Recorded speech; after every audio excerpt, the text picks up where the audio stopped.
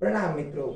आप सभी को श्री श्री श्री छत्रपति शिवाजी महाराज के जन्म जयंती की हार्दिक शुभकामनाएं। शिवाजी महाराज एक ऐसे युग पुरुष जिन्होंने भारत के इतिहास को पूरी तरह बदल दिया। भारत वो भूमि जो सनातन संस्कृति की भूमि है, वो भूमि जहाँ भगवान श्री राम और श्री कृष्ण ने अवतार लिया।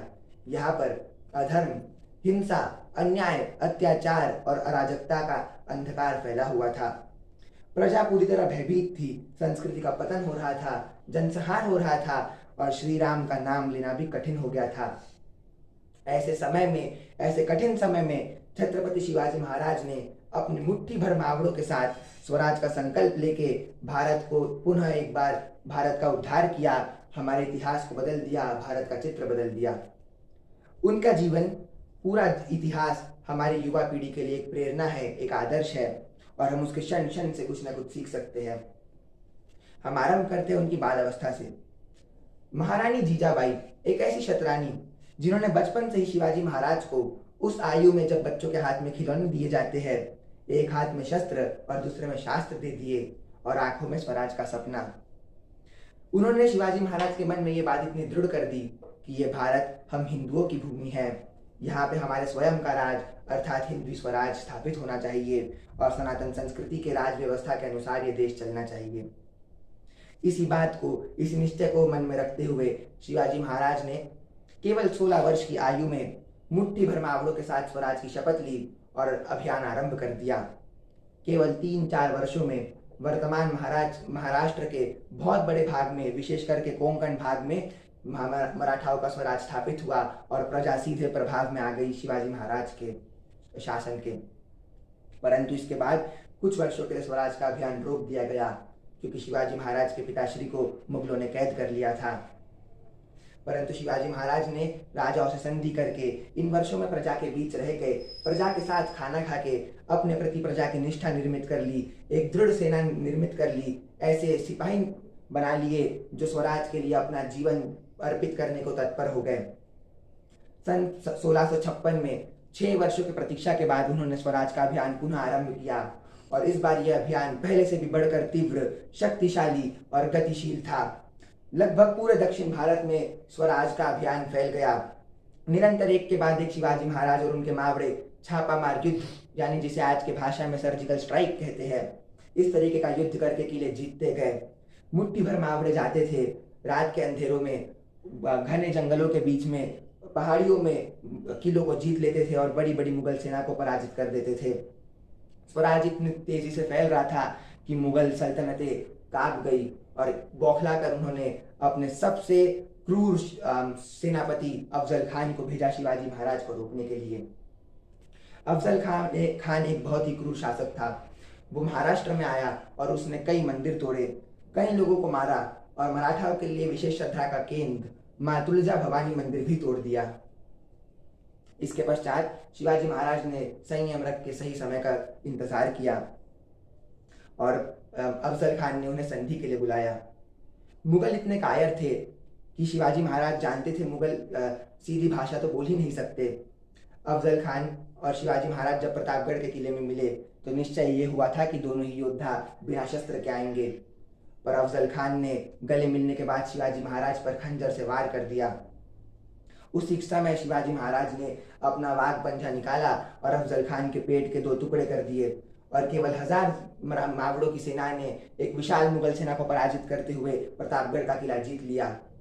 इस विजय के बाद पूरे देश में स्वराज का डंका बज गया, प्रजा उत्साहित हो गई और शिवाजी महाराज के नाम मात्र से हर जगह हर्ष होने लगा और सबके मन में स्वराज के प्रति निष्ठा बहुत दृढ़ हो गई। मुगल ने एक के बाद एक अपने कई सेनापति भेजे। शाइस्ता खां एक ऐसा सेनापति जो 1.5 लाख की सेना लेके आया था, रात में शिविर में रुका हुआ था। केवल 400 मावड़े गए और उस 1.5 लाख की सेना को हरा के आ गए। इतिहास में उल्लेख है कि जब शिवाजी महाराज ने इसके कमरे में प्रवेश किया तो शिवाजी महाराज का नाम सुनते ही शाइस्ता खां ऐसा बौखला गया कि डर के कमरे से भागा और शिवाजी महाराज के तलवार की प्रहार से उसकी 3 उंगलियां कट गई और मुगलों का अहंकार चूर चूर हो गया। इसके बाद स्वराज तीव्र गति से फैला, लेकिन हिंदू राजा जयसिंह ने मुगलों के कहने पर कई किले घेर लिए और एक संधि के अंतर्गत शिवाजी महाराज ने स्वराज के 23 किले मुगलों को दे दिए। परंतु इस घटना से भी हमें बहुत कुछ सीखने मिलता है। राजनीतिक संधियां, समझौते और किस तरीके से संयम रख के हमें कार्य करना है, ये इस घटना से सीखने मिलता है। 2 वर्षों बाद मुगलों ने शिवाजी महाराज को और संभाजी महाराज को आगरा में कैद कर लिया, पर शिवाजी महाराज ने हिम्मत नहीं हारी, क्योंकि जिसका निश्चय पक्का हो, निष्ठा पक्की हो और संकल्प सत्य का हो, धर्म का हो, उसकी पराजय कभी हो ही नहीं सकती। शिवाजी महाराज और संभाजी महाराज ने रणनीति बना के चतुरता से मिठाई के डब्बे में बैठ के पुनः रायगढ़ आ गए और रायगढ़ से एक बार पुनः स्वराज का अभियान आरंभ किया। उन्होंने योजना बनाई। सिंहगढ़ के विख्यात युद्ध, जहाँ पे सूबेदार तानाजी मालुसरे ने अपना बलिदान दिया, वहाँ उस युद्ध के साथ स्वराज का अभियान पुनः आरंभ हुआ और धीरे धीरे स्वराज पूरे देश में फैल गया। 1674 में ज्येष्ठ महीने के त्रयोदशी के दिन शिवाजी महाराज का राज्याभिषेक हुआ। वे छत्रपति घोषित हो गए और उन्हें हिंदवी धर्मोद्धारक, अर्थात इस भारत के सनातन धर्म, हिंदू धर्म के उद्धार करने वाले की पदवी प्राप्त हुई। और इसके बाद से स्वराज के अभियान ने कभी पीछे मुड़कर नहीं देखा। निरंतर एक के बाद एक किले जीतते हुए शिवाजी महाराज ने अपनी 2000 की सेना को 10,000 की सेना बना दी और 300 किले जीत लिए। स्वराज का अभियान आगे बढ़ता रहा। उन्होंने भारतीय नौसेना का निर्माण किया, इसलिए उन्हें the father of Indian navy भी कहा जाता है। परंतु इसी बीच वर्ष 1680 में छत्रपति शिवाजी महाराज का निधन हो गया। परंतु उनका स्वराज का संकल्प, उनके मावड़ों की निष्ठा, देश और धर्म के प्रति उनकी सेवा भाव और तत्परता सदैव अमर है। उनके मृत्यु के लगभग 70-80 वर्ष बाद 1758 के आसपास हमने स्वराज को प्राप्त कर लिया। उत्तर से दक्षिण तक, अटक से कटक तक भगवा लहरा दिया गया और पूरा भारत भगवामय हो गया। शिवाजी महाराज का ये जीवन, उनके आदर्श आज भी हमारी युवा पीढ़ी के लिए बहुत बड़ा प्रेरणा का स्रोत है।